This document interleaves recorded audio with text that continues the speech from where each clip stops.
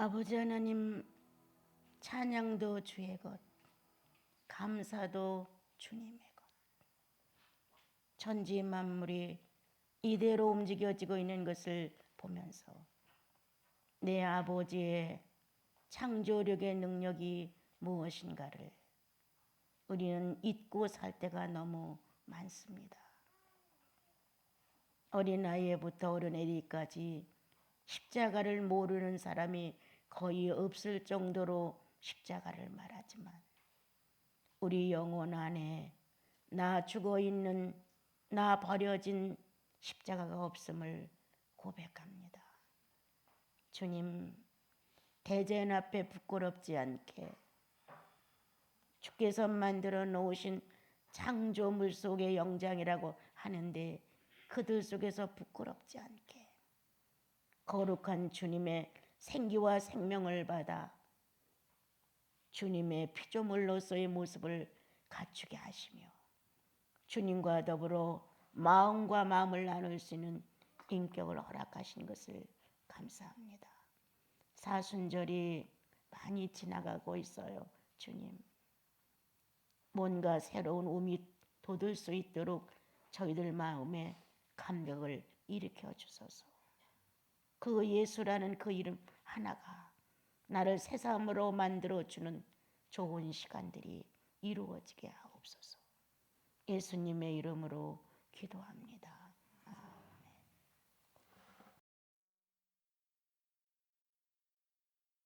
사순절도 많이 이제 지나가고 있어요. 우리가 너무 종교적인 행사에만 마음을 뺏겨서 고난주야, 사순절이야, 그리고 부활절이야 이렇게 생기 없는 내 영혼과 관계없는 이러한 절기의 전통만을 지키는 내가 아닌가를 우리는 조심스럽게 살펴보아야 합니다. 돌로 만든 석상을 아니면 나무로 만든 목상을 믿는 종교라면 그렇게 할 수 있지만 우리는 정상적인 사람의 맥이 있었고 심장이 있었고 사고가 있었고 인격이 있었던 그리스도가 구원하신 구원의 사실을 자기 영혼이 경험을 한 사람들입니다. 그래서 피할 수 없는 어느 누구도 우리가 간혹 실수를 하고 간혹은 인상을 찌푸리게 만들고 간혹은 우리 스스로가 미안한 마음을 갖는 행동을 한다 할지라도 변치 않는 것은 구속이라는 겁니다. 어제도 이제 피터 장로님이 어떤 내용을 갖고 와서 얘기를 나눌 때 제가 그랬어요. 구원의 능력이 없고 구원의 역사가 없으면 이건 안 된다.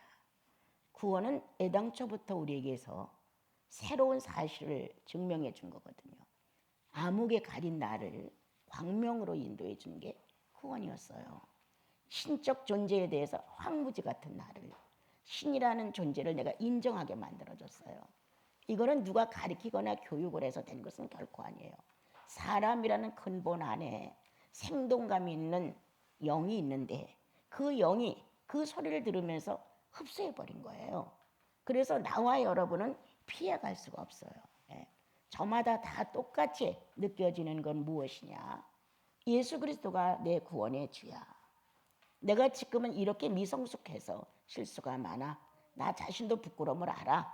이렇게 내 미숙함을 말하지만 여전히 구속을 이루시고 나와 여러분의 영혼 속에서 하나님 사셨다는 사신 현존과 실존을 증명할 수 있는 건 역시 구원받은 사람들의 담력이다. 구원이 이루어졌다는 사실을 자기 영혼이 알고 있다. 그리고 그 구원을 향해서 우리는 현실에서 좀 더 사람답게 사는 것이다. 하나님이 원하시는 사람, 너 하나님의 사람아, 이렇게 성경이 우리에게 말해준 것처럼 하나님이 원하시는 사람을 살아보고자 우리는 구원을 받은 이후에 애쓴다. 그동안 살아온 모든 것들은 하나님의 사람으로서 사는 것이 아니라 죄인의 한 사람으로서 죄인을 충족시키기 위해서 살았다. 죄인이 요구하는 대로. 그런데 하나님은 이걸 허락지 아니하신다. 이제 의인이 된 사실 속에 나와 여러분이 존재하므로 의인의 가치성을 살려서 의인답게 살으라고 우리에게 여러 가지를 말씀하신다. 그런 것 중에서 가장 나와 여러분이 숨길 수 없고 벗어날 수 없고 묻어둘 수 없는 마음에 어떤 작용이 일어나는데 성령의 살으십니다. 성령이신 하나님께서 우리들 영혼 안에 오셔서 나와 여러분의 지각을 사용하신다. 나와 여러분의 양심을 사용하신다. 나와 여러분의 이성을 사랑하신다. 이건 피할 수 없다. 지난날에 무감각했던 사건들이 예수 믿고 나면 무감각해지지 않습니다. 지난날에는 나 잘난 줄 알고 내게 모든 걸 맞추어서 그것이 정확한 판단 속에서 이루어지고 나면 내 성공이야 이렇게 했지만 예수 믿고 나서는 내 성공이야 라는 말이 없어집니다. 주께서 하셨죠. 이렇게 바꿔집니다. 그래서 내 인생의 주제가 내가 아니라는 것이다. 바꿔진 사실 속에서 스스로 증명한다. 그리스도시다. 하나님이시다. 성령이시다. 이렇게 나의 삶의 직접적인 삶의 표현이 이 하나님이신 주님과 만나는 사실을 본인들이 증명하고 살게 됩니다. 어떤 데는 성도가 뜻하지 않은 욕심을 부리고 자기 욕망을 막 채우려는 걸 보면 막 속이 상하고 꼭 저래야 돼? 이런 마음이 생기지만 나도 그와 같은 모습을 할 수 있다는 것이다. 그러나 몇 초 안 가서 이건 아니지 라는 뉘우침과 자신을 자책할 수 있는 힘은 성령으로부터 온다. 내가 이렇게 하는 것은 성도로서 옳지 않지. 내가 이렇게 악성을 발휘한 언어를 폭력했다면 이건 옳지 않지. 뭔가 자기 자신 속에서 움직여 나가는 것은 새로운 피조물로서의 구성체가 새로운 인격으로 우리 안에서 움직이고 있다는 것이다. 그래서 어떻게 움직여지느냐. 아, 나 연약해. 사랑과 희락과 자비와 양성과 충성과 인내와 온유와 겸손이라고 아무리 가르쳐줬어도 여기에 내 인격을 갖다 대면 나는 아무것도 없는 것이다. 말로는 사랑, 희락, 평강 많이 외쳤다. 말로는 많은 사람들에게 떡을 많이 만들어서 던진다. 말로는 많은 사람에게 생수를 떠서 막 준다. 그러나 실제로 나와 여러분이 배고픈 자에게 떡 한 덩어리를 만들기 위하여 수고하느냐, 희생하느냐, 헌신하느냐, 이건 거의 없다는 것이다. 그래서 내가 믿는 예수는 죽었나? 내가 믿는 성령은 내 속에서 잠들으셨나? 내가 믿는 하나님은 이렇게 무능력하게 존재하시는가? 이렇게 나와 여러분은 어느 결혼과 종교의 습성과 종교의 형식과 종교의 외관상 속에서 살아있는 예수를 놓칠 때가 너무 많다. 그런데 이런 절기가 오므로 인하여 한번 돌아본다. 문어발처럼 아주 산발적으로 현실을 막 살아간다. 내 멋대로 일로 뻗쳐보고 일로 뻗쳐보고 절로 뻗쳐보고. 그랬던 내가 사순절의 절기를 통하여 한번 돌아봤을 때 부끄럽다.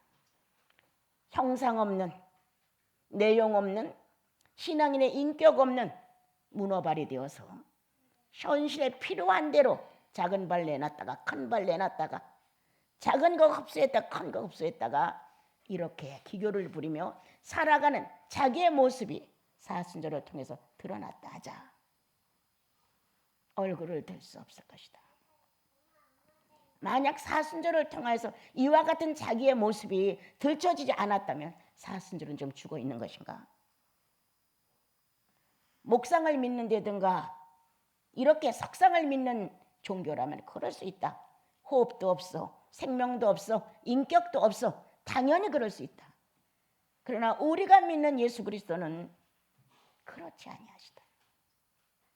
나를 지으신 그분이 같이 양심을 나누자고 오셨다.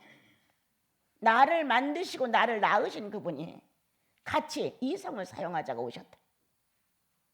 모든 오성과 오감을 예수의 것으로 돌려놓기 위해서 성령을 우리 안에 넣으셨다. 그리고 아주 멋진 경계를 정하셨는데 예수 그리스도가 사람으로 살고 간 경계를 쳐주셨다. 그 이상도 그 이하도 되지 말라. 우리는 성자 예수 그리스도가 어떻게 사셨는가에 대해서 집집마다 써드렸죠. 그는 희생이었어. 그는 존중이었어. 그는 겸손이었어. 그의 일생을 사신 것을 우리가 종합했을 때 세 가지의 특수한 속성으로 인생살이를 하셨어요. 더 많은 걸 요구하는 것도 아니고 더 큰 걸 요구하는 것도 아니다. 겸손해봐. 그리스도만큼 그렇게 안 돼. 우리는 사람이야. 사람 수준에서 죄인에서 의인으로 옮겨진 사람 수준에서의 겸손이고, 주님은 하나님이신 본인을 감추시고 사람으로 오신 수준이야. 이것만 차이가 좀 있다. 그러나 겸손이란 단어 안에 나와 여러분은 얼마든지 자신을 낮출 수가 있다는 거예요. 그런데 안 낮추죠.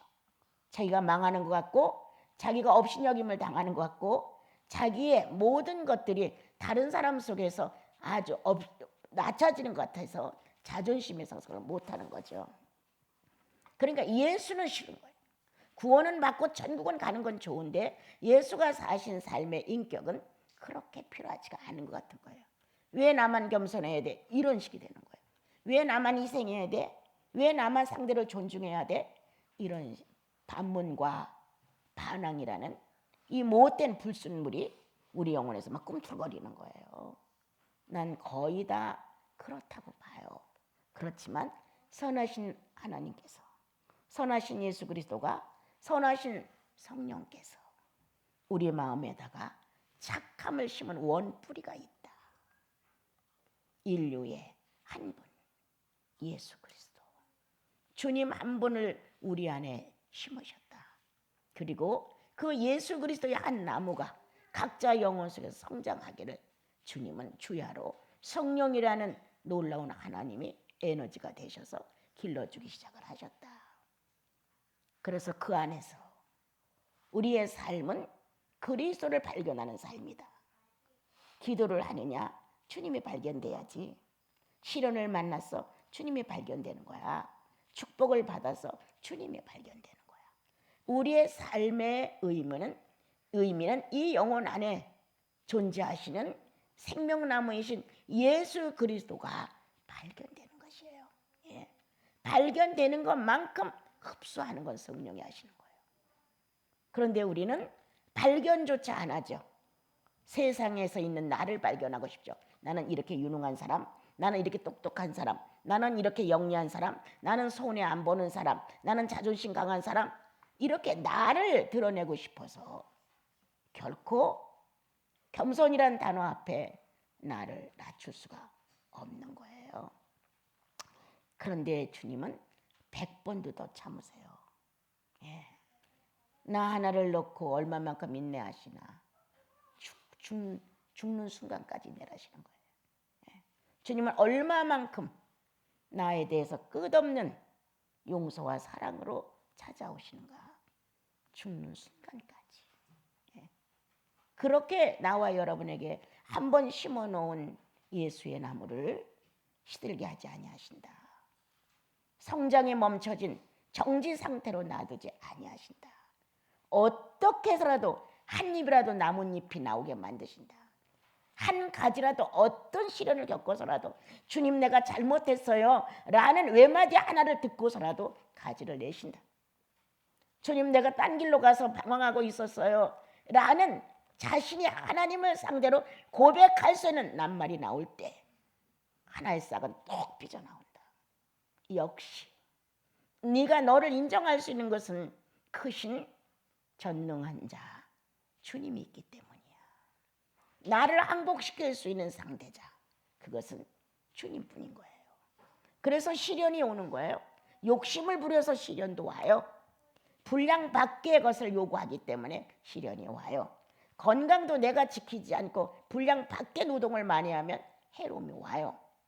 우리는 내가 지니고 있는 것에 분량 밖것을 요구하다 보니까 그렇게 시련도 오고 욕심을 채우다 보니까 불상사도 일어나요.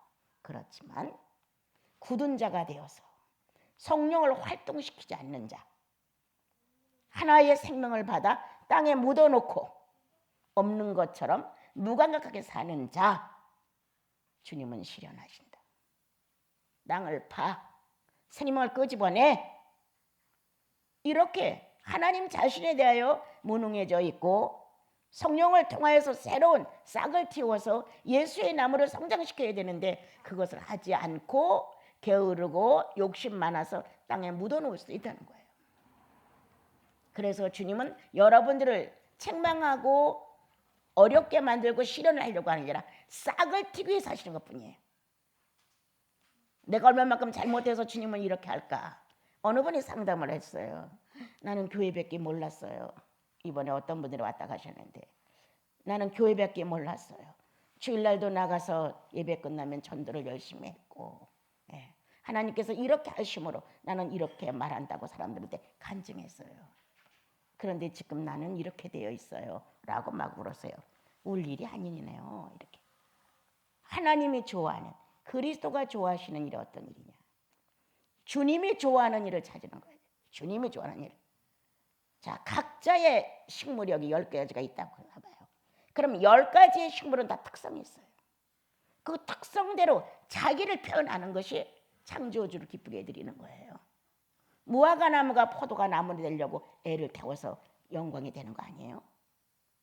결단코 감람나무가 포도나무 되려고 희생을 다하고 자기 일생을 허비해서 칭찬받는 거 결코 아니에요. 포도나무는 포도나무일 뿐이에요. 무화과 나무는 무화과 나무일 뿐이에요.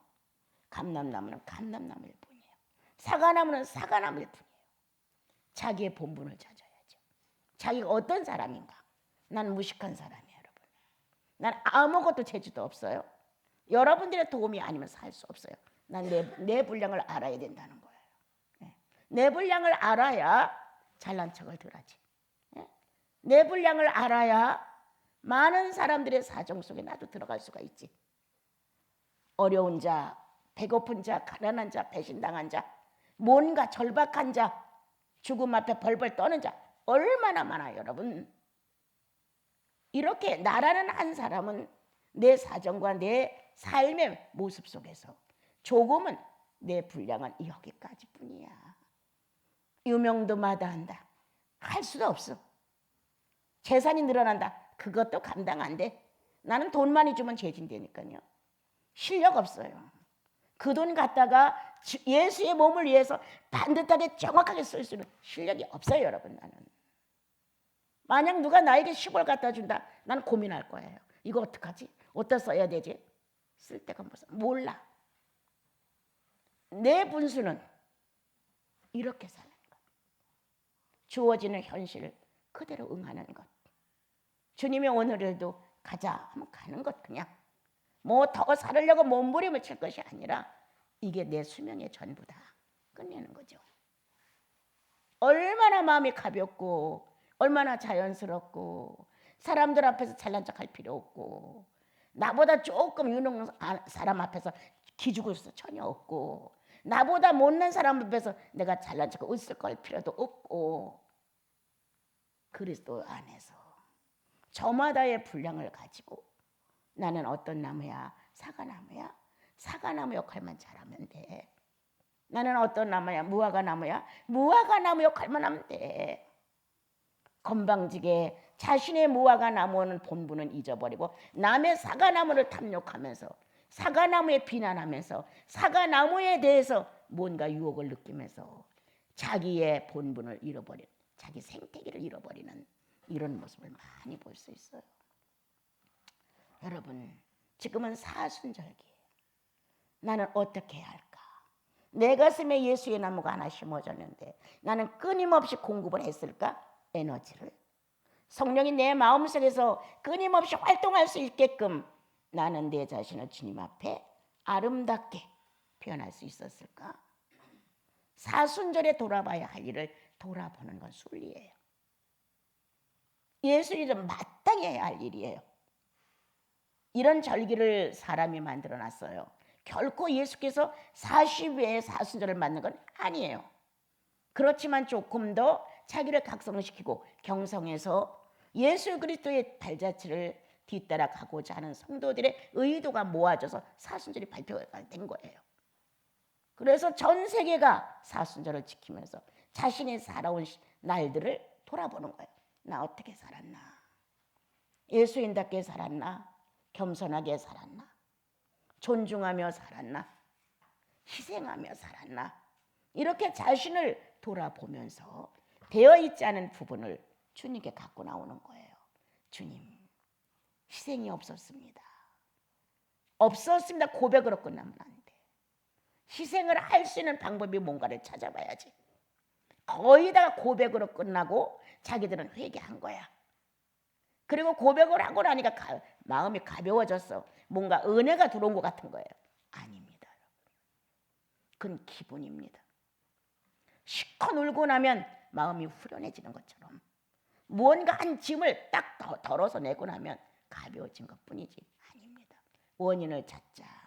나 왜 이렇게 무능한가?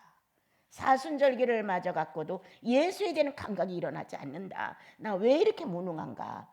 돌아보시고 거기에서 깨달은 점이 있다면 원인을 발견하는 것이다. 아, 여기서 고장이 났구나. 여기서 내가 무능해졌구나. 여기서 욕심을 가져왔구나. 여기서 정착하고 내가 움직이지 않는구나. 뭔가 원인이 발견된다는 거예요. 성령이 조명하시는 것이다. 그것조차 불순종할래? 성령이 조명하는 것조차 나는 무능으로 돌리고 나는 불순종하는 것이 아닌가. 여러분, 감동은 쉽게 받는데 실천이 싫은 거예요. 감동은 뭔가 성령이 나에게서 말씀하시고 일하시고 채찍질하시고 감각을 일으키시고 넌 내 거야 라는 소유의 진실을 발표해 주지만 거기에 따르는 나는 싫은 거예요. 손해보니까. 성령이 그만큼 나를 위해서 노동을 하셨다는 거예요. 무감각한 나를 일으켜주기 위해서 두들겼다가 이렇게 와서. 그래서 뭔가 꿈쩍했어요. 그렇다면 그 안에서 나는 거기에 그냥 반응해야 한다. 예. 주께서 올려주신 내용이 반드시 있을 것이다. 예. 이렇게 인정을 하고 순종이 되어져 갔다면 우리는 이 사순절기를 통해서 엄청난 싹이 막 용수심을 치고 나의 인격 안에 막 나오기 시작할 것이다. 이것도 잘못했고 이것도 부족했고 이것도 부끄럽고 이것도 수치스럽고 뭔가가 나라는 한 사람이 가지고 있는 많은 것들에 대하여 미숙함을 꽉꽉 안고 있는 자신을 보게 될 것이다. 싹들은 소리 지른다. 나 좀 싹 틔워달라. 나 좀 바깥으로 출발하게 해달라. 사랑은 소리친다. 좀 실천 좀 해달라. 나도 능력 있는 걸 보여주고 싶다. 겸손은 소리친다. 빨리 좀 낮춰라 자신을. 그래서 나는 내 자리에서 싹이 푹 나와서 살아계신 내 하나님 앞에 나를 내놓고 싶다라고 하나님의 속성들을 우리 안에서 소리치는 거예요. 근데 안 내놔.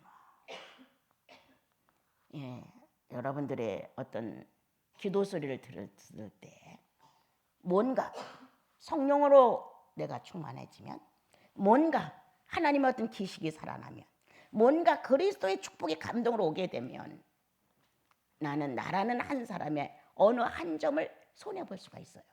내 입장에서 볼 때 그걸 버려야 되고 안 해야 되고 뭔가 주님 앞에서 성취해야 되고 그러니까 싫을 수도 있어요. 이러한 나와 여러분의 성령 거부 언제까지 계속할 것이냐. 이런 성령이 살아 움직이는 여러분들이 살았다는 생명체를 가지고 성령은 역사를 하시는데 그냥 무조건 거부. 이러한 삶을 이 사순절기에 돌아보시고 새롭게 해라. 그리고 모든 생명이 소리치는 데다가 뚜껑을 열어줘라. 나올 수 있게끔. 내가 이렇게 온유에 대해서 무감각하고 겸손에 대해서 무감각하고 충성에 대해서 무감각하고 뭔가 성령의 속성에 대해 내가 아주 무감각했다고 하자. 왜? 원인을 찾아봐라. 그래서 그 원인 속에서 나는 발견한다. 나는 찾아낸다.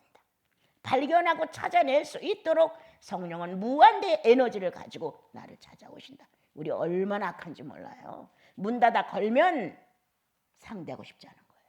문 닫아 걸면 말도 하기 싫어요. 보기도 싫어요. 그래서 만약 인사도 하기 싫어요. 이 문 닫아 걸면 10원도 안 주고 싶은 거예요. 이렇게 악한 게 나야. 이렇게 문을 닫아 걸어놓은 하나님의 거룩한 속성들이 숨이 막히는 거예요. 지금. 문 좀 열어다오. 문 좀 열어다오. 그래서 나와 여러분은 다시 사순절기를 통해서 몹쓸 사람이었군요. 아주 몹쓸 짓을 제가 했습니다. 아주 흉측한 흉물입니다. 어떻게 성령의 이 감동과 감화와 움직임을 이렇게 무시하고 내 이익권에 목말라 애가 탔었을까요? 나는 흉물입니다. 라는 고백이 나오게 되잖아요. 네. 그럼 이제 흉물을 정상적인 예수의 형상으로 바꾸기 위해서 난 어떻게 할 것이냐? 실천하십시오. 그대로 하십시오. 자, 없는 사람은 없는 그 자리에서 감사하십시오. 있는 사람은 있는 그 자리에서 감사하시면서 어떻게 해야 내가 성령 충만한 현실을 만들어 가는 것일까를 주님 앞에 고민하십시오. 그래서 원인을 발견한 이후에 방법을 반드시 찾아내야 합니다. 그렇게 해야지. 여러분, 농부가 이 식물을 심어놓고 돌아보지 않으면 결실이 없습니다. 그 식물이 싹이 트고 어느 정도 자라다도 공급과 돌봄이 없으면 결실이 없습니다. 우리 안에서 뉘우치고 반성하고 주님의 싹이 텄다 합시다. 그래도 내가 희생하지 아니하면, 내가 돌보지 아니하면, 내가 관심 가져주지 아니하면, 내가 때에 맞춰서 필요한 걸 공급하지 아니하면 그 생명은 자라지 않습니다. 벌러지가 먹거나 아니면 비들비들 마르거나 무언가 자기 구실을 하지 못한 채 아주 흉물이 되어서 꼴보기 싫은 모습이 됩니다. 자, 이러한 흉물의 모습을 우리 영혼 속에 갖고 있다면 하나님의 성도들은 은혜를 받지 못합니다. 그 성도를 통하여, 그 성도의 안색을 통하여, 그 성도의 언어를 통하여, 그 성도의 시선을 통하여, 그 성도의 행동을 통하여 우리는 흉물의 모습을 보게 됩니다.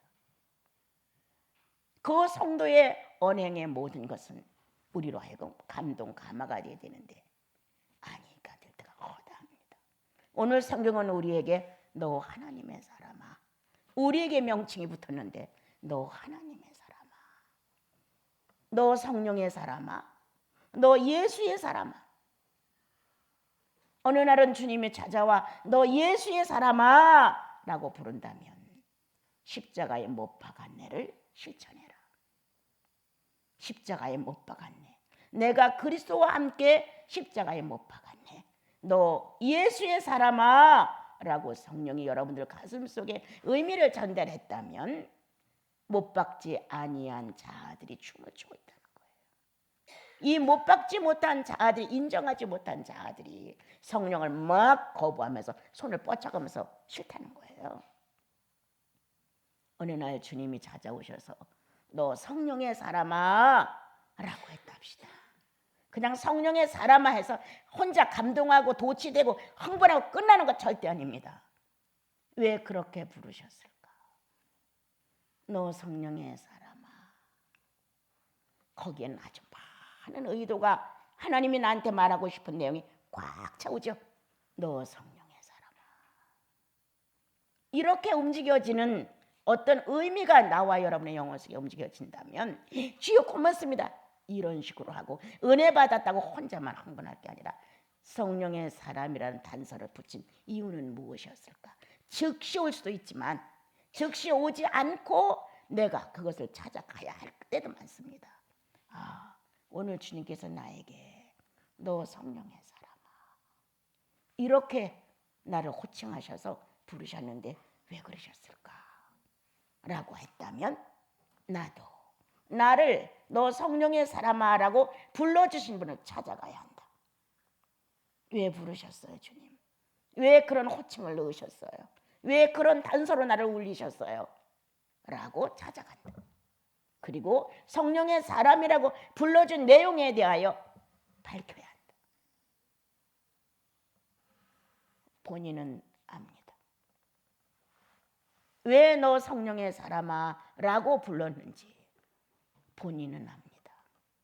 너는 지금 세상 사람이 되고 있다. 세상으로 너무 출렁거리고 있고 세상으로 만족하고 있고 세상 사람들이 하는 타산을 넌 그대로 주산을 굴리고 있다. 너 성령의 사람아,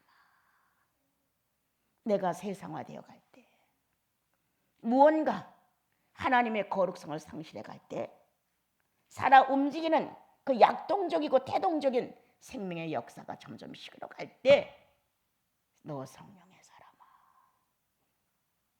아기를 낳지 못하는구나, 생산을 못하는구나, 아기를 베고 있지만 임신은 했지만 넌 생산을 못한다.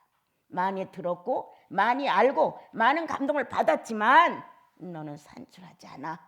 너는 해산하지 않아. 이사야서 다 있는 말씀이에요. 너 성령의 사람아, 아기를 배웠으나 아기를 해산할 힘이 없구나. 성경에 그렇게 기록하셨습니다. 임상케 하신 이는 생상케 하신다고 기록을 하셨습니다. 얼마나 내가 더 강력하게 하나님보다 더 억세고 하나님보다 더 무지한 힘을 가지고 나의 해산을 방해하고 있는 거예요. 너 성령의 사람아, 아기는 배웠지만 오랜 세월에 예수를 믿고 들은 것도 많고 아는 것도 많고 깨달은 것도 많지만 생명을 잉태하지 못하는 다친 자궁이로구나. 뭔가 깨닫게 하실 거라는 거예요. 그러면 하나님의 거룩한 속성으로 거듭난 나와 여러분들, 그리스도의 죽으심과 부활로 일어난 나와 여러분들이 그 자리에 올소이다. 죄인으로소이다. 아기를 배웠지만 숱한 연수 속에 좋은 말씀 속에 깨달음과 감동 속에 나는 아기를 많이 배웠지만 해산할 힘이 없습니다. 능력이 없습니다. 난 번번이 거절했습니다. 주님, 죽어 마땅합니다. 진정으로 인격이 총동원해서 살아계신 하나님 앞에 나를 자복하지 않으면 안 된다. 그래서 하나님의 사람아 라고 불렀던 것처럼 성령의 사람아, 예수의 사람아 라고 불렀다면 거기에는 많은 내용이 포함되어서 나를 움직여가고자 하시는 것이다. 오늘 하나님의 사람아 라고 부르는 내용을 한번 읽어봐요. 우리 이것들을 피하라는 것은 그 당시에 거짓 교사들이 들어와서 이렇게 하면 부자가 된다, 이렇게 하면 뭐가 된다 하고 많은 혼란을 주었어요. 그래서 이런 것들을 배워. 그 10절을 보면 돈을 사랑하며 일만하게 뿌리야. 돈을 탐나게 만들었고 물질이 있어야 된다고 자극을 시켰고 하나님을 믿으면 이러한 일들이 이루어진다고 믿음을 갖다가 물질과 연관을 시키는 이러한 거짓 교사들이 들어와서 교회를 많이 해방했어요. 물질과 관계된 종교 모습, 그것을 꼭 이루어야만 직성이 풀리는 종교상들이, 그런데 많은 사람이 휩쓸려가는 거예요. 왜? 돈이니까, 부자가 된다니까, 잘 산다니까, 또 내야 된다고 하니까. 이런 어려움을 많이 겪었을 때 10절에서 돈을 사랑하며 일만항의 불이야, 이것들을 탐내는 자들은 미혹에 받아 믿음에서 떠난다. 10원에서 20원으로 20원에서 30원으로 자꾸 욕망이 커지다 보면 스스로 믿음에서 떠난다. 그래서 주님은 그냥 족한 줄로 알아, 이렇게 우리에게 교훈하신 거예요. 이런 데서 떠나라 이 말입니다. 그리고 경건과 의와 믿음과 사랑과 인내의 온유를 따라라. 그리고 선한 싸움을 싸워달라. 여러분, 성령은 우리 안에 들어와 나의 거친 자아를 오늘도 순종으로 존중으로 싸워서 이기시고 있습니다. 예수가 하신 일을 하나님이실지라도 하나님의 아들일지라도 순종을 배워 하나님의 거룩한 부활을 선물로 받았다. 이렇게 하나님의 아들이신 예수 그리스도가 하신 일은 선한 싸움이었다. 여러분, 충분히 여러분들에게 전달했죠. 아담이 하나님을 배신하고 떠나는데 하나님은 가장 거룩한 복수를 하셨다. 예수 그리스도를 십자가에 못 박아 아담을 구원했다는 거예요. 이렇게 엄청난 사건을 선한 복수로 아담을 다시 살려주어서 인류를 회복하는데 하나님은 아주 당당하셨다. 우리에겐 이 피가 흐른다는 거예요. 이 인격이 흐른다는 거예요. 원수를 갚는 일이 어떤 일이냐? 상대를 못 살게 하고 없애버리고 망하게 하는 게 아니라 상대를 살려주는 거예요. 하나님을 떠난 아담을 하나님께로 다시 돌아올 수 있는 아주 거룩하고 선한 복수를 하신 거예요. 선한 싸움이다. 그래서 주님은 속옷을 달라고 하더냐 겉옷도 줘라. 오리를 가자고 하더냐 심리도 가봐라. 이렇게 선한 요구에 응해줌으로 상대가 감동을 받아 그러한 욕심을 부리지 않는다는 거예요. 그런데 우리는 그렇게 하지 않죠. 네가 뭔데 나한테 오리를 가자고 해. 너하고 나하고 무슨 이해탈산이 있다고 네가 나한테 겉옷을 달래. 이렇게 전혀 하나님이 없는 현실 상황을 만들어 보죠. 그러므로 국률이 없는 너는 국률 없는 심판을 받을 뿐이다. 네 행한 대로 네가 이루어준 그대로가 네 현실이지. 이루어지 않은 것을 주님이 억지로 갖다 붙여주거나 뺏어가거나 절대 하지 않는다. 네가 한 그대로의 현실을 네가 가져가는 것이다. 이렇게 설명을 하셨어요. 우리는 선한 싸움을 쌀 수 있는 여러분들이에요. 예, 성령이 우리 안에 오셔서 화영검을 가지고 선한 싸움을 살 수 있도록 하셨는데 혈과 육에 대한 싸움이 아니야. 이렇게 하셨단 말이에요. 너무 잘 가르쳐줬거든요. 복수하는 거 아니야. 육체로 보답하는 거 아니야. 맞서는 거 아니야. 대항하는 거 아니야. 주님은 선한 싸움을 싸울 것을 우리에게 가르쳐 주신 거예요. 사람을 상대로 전쟁하지 않는 자는 선한 싸움을 싸울 줄 아는 거예요. 나는 내 자신을 성령께 굴복하느냐 못하느냐의 선한 싸움인 거예요. 여러분들이 성령 앞에서 굴복할 수 있으면 선한 싸움을 잘 싸우고 있는 거예요. 성령께 굴복한 내 자가 사람을 무시할 수 있겠어요? 천만의 말씀이에요. 성령께 굴복하고 내가 얼마나 나빴는가에 대하여 절절하게 울면서 울었던 그가 사람을 원수시할 수 있어요? 못해요. 여러분의 선한 싸움, 나의 선한 싸움은 물질을 상대로 하지 않는다. 내 선한 싸움은 성령 앞에 굴복이다. 성령 앞에 복종이다. 성령 앞에 희생이다.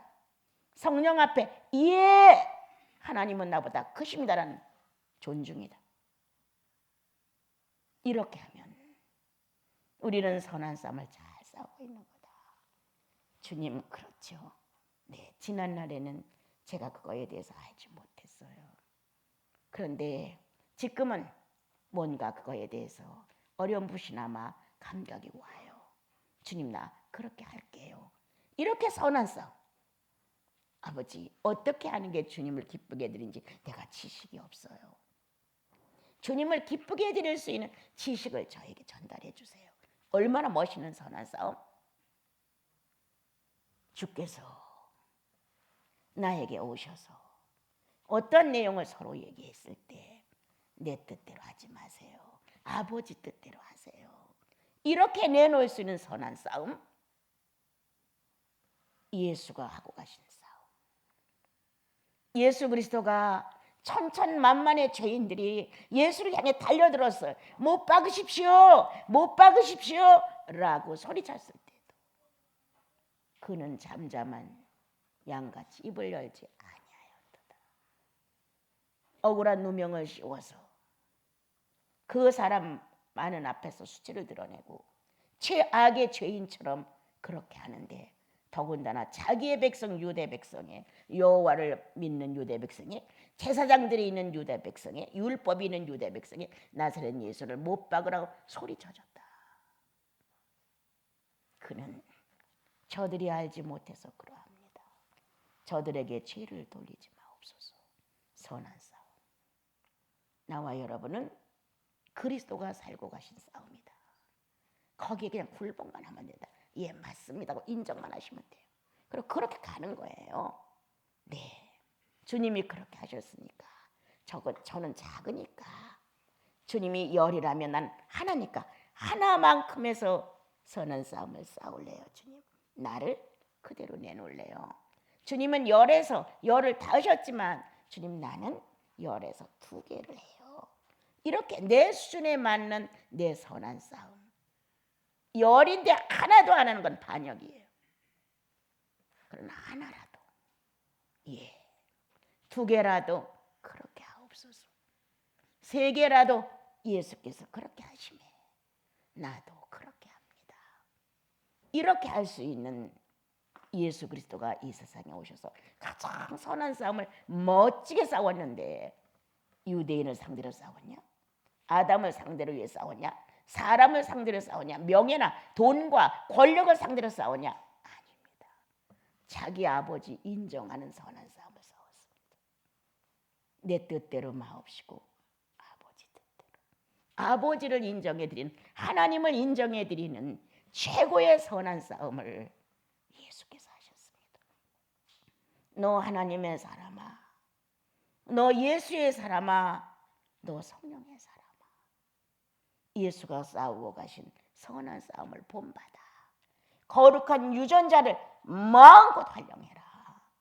그래서 예수가 싸우신 선한 전쟁이 항상 우리들 속에 있어서 평화가 유지되는 거예요. 예수의 전쟁은 평화예요. 그리스도의 전쟁은 기쁨이에요. 그리스도의 전쟁은 의예요. 예수의 싸움은 평강이에요, 여러분. 성도는 얼굴에 다 나타나요. 예수 안 믿는 사람도 다 나타나요. 억양에 다 나타나요. 시선에 다 나타나요. 이 몸집 행동에 다 나타나요.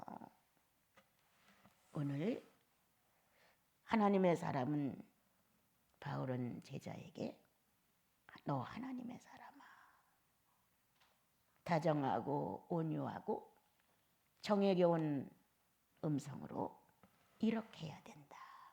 예수의 선한 싸움을 잘 싸워요 라고 가르쳐 주셨어요. 오늘 우리들에게도 예수의 싸움을 잘 싸워 선한 싸움의 승리자가 되기를 바라신다고 하셨습니다. 한 주를 살아가면서 너 성령의 사람아 라고 성령이 움직여 주실지, 일을 하다 번뜩 너 예수의 사람아 라고 양심에서 소리쳐 줄지 아무도 몰라요. 꿈에서라도 너 하나님의 사람아 라고 소리 질지 몰라요. 이러한 하나님의 음성에 나와 여러분의 지각을 사용하여 영혼 안에서 울려진다면 복받은 사람들이고요. 이제 이 말씀대로 선한 싸움을 잘 싸워 예수의 거룩한 목적 아버지를 인정해 드리는 것, 하나님이신 그분을 최고의 주님으로 주관자로 그리고 만왕의 왕으로 존대해 드리는 것, 아들들이 할 일이다. 자녀들은 아버지의 존재성을 높여야 자기들이 가치가 있는 겁니다. 부모를 업신여기면 자기도 가치가 없습니다.